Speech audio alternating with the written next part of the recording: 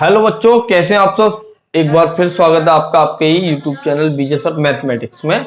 आज हम बात करेंगे कि बोर्ड एग्जाम की कॉपी कैसे लिखें हम कि हमें 100 आउट ऑफ 100 या 100 आउट ऑफ 95 मार्क्स मिल पाए ऐसे पेपरों में भी जिनमें 100 में से 100 लाना पॉसिबल नहीं होता। जैसे हिंदी हो गई, हमारी इंग्लिश हो गई, इनको हम कैसे लिखें, इनमें हम किस तरह से अपनी कॉपी को सजाएं कि हमें पूरे में से पूरे मार्क्स जो एग्जामिनर कॉपी चेक करने वाला है वो दे।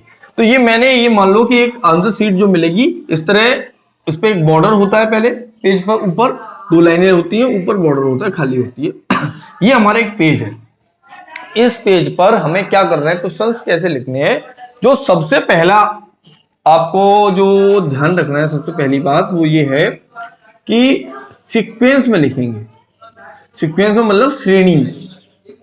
मान लो अगर हम पहले पहला क्वेश्चन करेंगे, उसके बाद दूसरा, फिर तीसरा, फिर चौथा, फिर पांचवा, इस तरह से हम क्वेश्चंस करते जाएंगे। ऐसा नहीं करेंगे कि पहले पहला कर दिया, फिर छठवा कर दिया, फिर तीसरा कर दिया।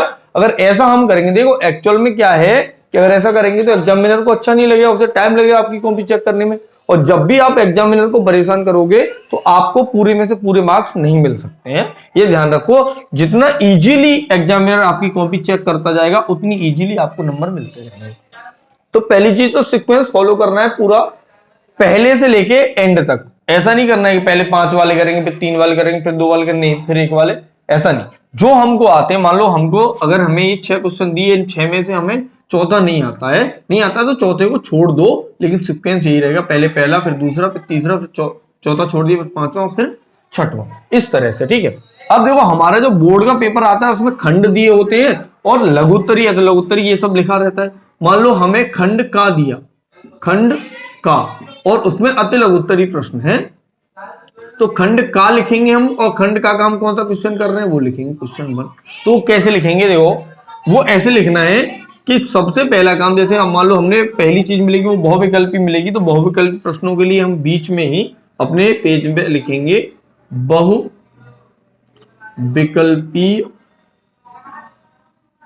प्रश्न, अगर पेपर हिंदी का है तो। ठीक है। ये लिखने के बाद हम क्या करेंगे, हम यहां डालेंगे प्रश्नोत्तर नंबर पहला, और पहले का कौन सा कर रहे हैं हम, का। फिर यही हम उत्तर लिखेंगे, और वो मान लो हमारा ऑप्शन ए सही है, या आ बा जो भी लिखा हो, मान लो ए लिखा है तो ऑप्शन ए, और ए में जो भी चीजें लिखी हैं, मान लो कि कुछ नहीं तो रामधारी सिंह दिनकर लिखा है तो हम यहां रामधारी सिंह दिनकर, जो भी उस ऑप्शन में लिखा है वो पूरा का पूरा लिखेंगे। फिर एक लाइन छोड़ेंगे और फिर अगला लिखेंगे प्रश्नोत्तर पहले का खा। इस तरह से हम क्वेश्चन लिखते जाएंगे।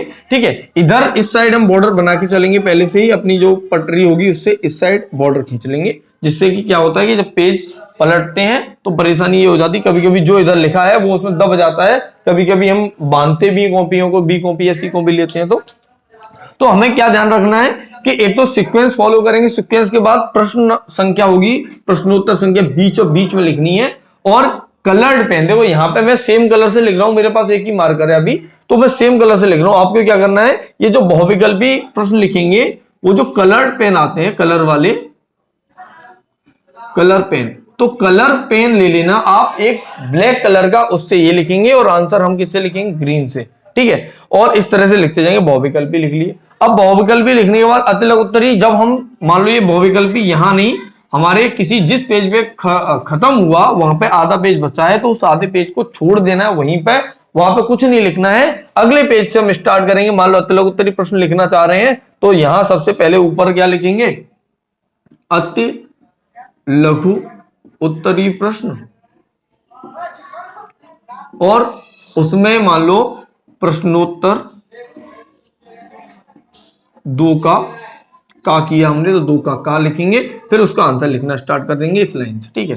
फिर जैसे ही प्रश्न हमारा खत्म होगा हम वहां पे 1 या 2 लाइन छोड़ेंगे, और फिर बीचों बीच में फिर से लिखेंगे प्रश्नोत्तर 2 का खा। इस तरह से करते जाएंगे। अब जैसे ये दूसरा प्रश्न पूरा हमारा कंप्लीट खत्म होगा, चाहे उस पेज पे कितना भी गैप बच रहा हो, उस पूरे पेज को छोड़ देंगे। अगली जो क्वेश्चन नंबर 3 आएगा उसे अगले पेज से स्टार्ट करेंगे। इससे क्या होगा, आपकी कॉपी बहुत ही साफ सुथरी लगेगी, बिल्कुल उसमें खचपचर घचड़ बचड़ नहीं करना है।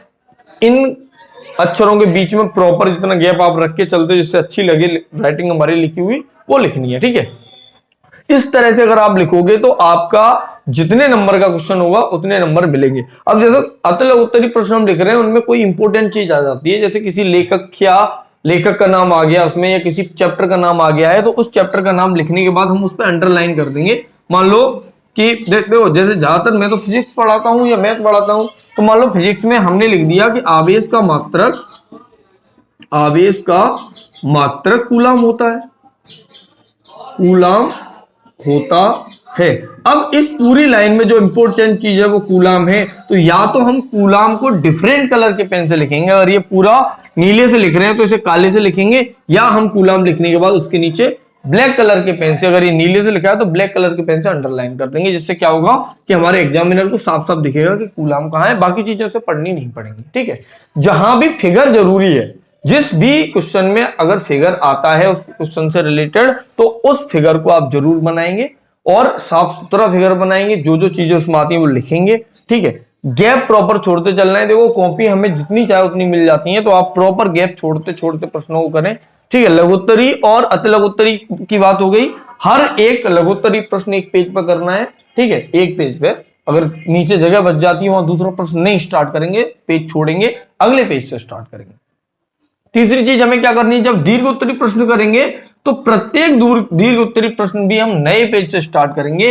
दीर्घ उत्तरी प्रश्न नंबर 1 और इसमें देखो, इसमें एक चीज और आसान करनी है आपको एग्जामिनर के लिए, कि जैसे उसमें अथवा आता है दीर्घ उत्तरी में ज्यादातर केस में, तो मान लो हम प्रश्नोत्तर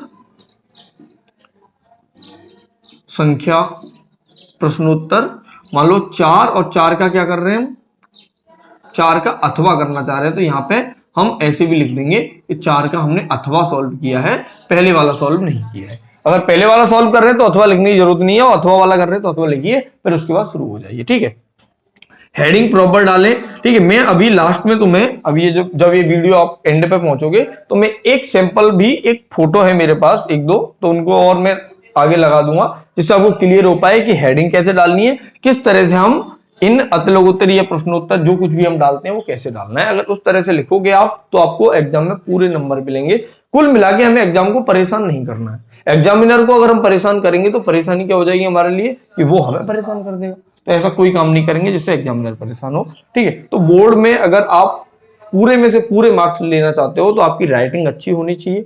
नहीं अच्छी है तो इतना साथ के या साफ साफ लिखिए कि पढ़ने वाले को पूरा का पूरा समझ में आए, ऐसा ना लगे कि पता नहीं क्या लिखा हुआ है। ठीक है, अगर आप इस तरह से सीक्वेंस में लिखोगे तो उस सीक्वेंस में अगर बीच में कुछ क्वेश्चन ऐसे भी आ जाएंगे जो आपको नहीं आते हैं और आप उन्हें कैसे भी बना के, थोड़ा बहुत आता है तो पूरा लिख देते हो कुछ भी उल्टा सीधा डाल के उसमें, तो गलती से जब एग्जामिनर को पता चल जाता है कि ये सही बढ़िया अच्छी राइटिंग है, तो वो अपने आप आपको नंबर देते चला जाता है। आप खुद समझिए कि जैसे मान लो 2 कॉपियां आपको दी जाए, एक में एकदम साफ सुथरा लिखा है और एक में अच्छा नहीं लिखा है, तो आपके मन में जो अच्छी कॉपी होगी, ठीक है, जो ऐसी कॉपी है जो आपको इधर दिखाई दे रही ऐसी कॉपी होगी, उसके लिए आपके मन में क्या ख्याल आएगा, आपके मन में अपने आप ख्याल आएगा कि ये एक इंटेलिजेंट लड़का है। और अगर ऐसी कॉपी होगी तो आपको क्या लगेगा, आपको ये लगेगा कि ये कोई गधा है। लेकिन वाकई में ऐसा ना हो, मतलब जरूरी नहीं है कि जिसकी राइटिंग अच्छी है नहीं है वो गधा हो, लेकिन माना जाता है आदमी के माइंड में, मतलब तुम्हारा खुद का जब माइंड ऐसे इंटरप्रेट करेगा, ऐसे समझ सकता है, तो एग्जामिनर क्यों नहीं समझेगा। तो इसलिए हम साफ साफ राइटिंग में लिखेंगे और जैसे मैंने बताया उसी तरह से लिखेंगे, सीक्वेंस फॉलो करते हुए लिखेंगे। ठीक है, तो आपको जितने भी आप नंबर सोच के जाओगे उससे ज्यादा ही आने वाले, कम नहीं आएंगे, ये मैं आपको गारंटी देता हूं। ठीक है, तो कॉपी लिखने में कहीं भी काटपीट नहीं करनी है, कहीं पे अब हम पैसे वैसे चिपकाने वाला कोई काम नहीं करना है। ठीक है, नकल नहीं करनी है, आप अपने लगे रहिए, मेहनत करते रहिए, जब तक हम एग्जाम देने तक ना पहुंच जाए तब तक हमें लगे रहना है, बने रहना है। ठीक है, तो ठीक है, ज्यादा कुछ और इसमें नहीं करना है, इतना आप करोगे ठीक तो काम चल जाएगा।